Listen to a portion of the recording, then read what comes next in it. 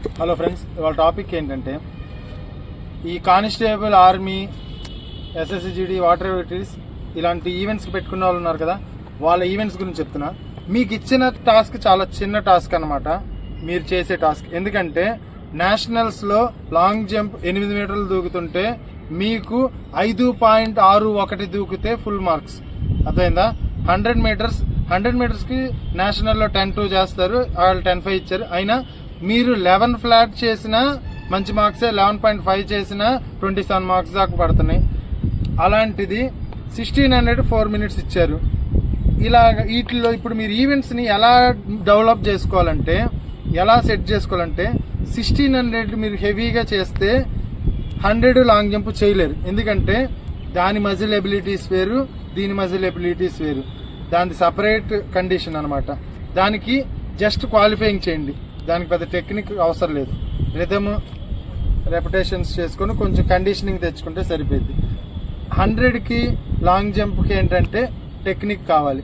కాబట్టి మీరు గమనించండి, 100 లాంగ్ జంప్ మెడలు కొట్టే కంట్రీస్ ఎప్పుడు వరల్డ్లో డెవలప్డ్ కంట్రీసే కొడతాయి.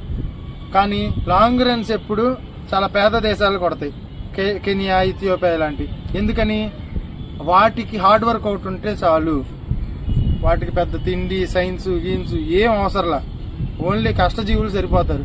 కానీ వీటికి నాలెడ్జ్ కావాలి, కోచ్ కావాలి, సైన్స్ కావాలి.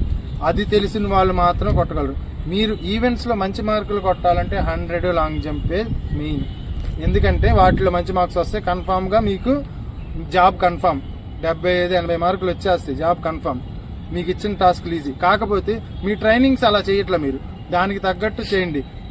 ఇప్పుడు నేను ఉదాహరణకి నేను నేషనల్ ఛాంపియన్స్ని చాలా మందిని చేపించడం వల్ల నాకు మీది అనేది చాలా చిన్న టాస్క్. మీది టాస్క్ కూడా కాదు, వర్కౌట్ సింపుల్గా చేయించవచ్చు, టెక్నిక్ వర్క్ కొంచెం చూసి సరిపోద్ది.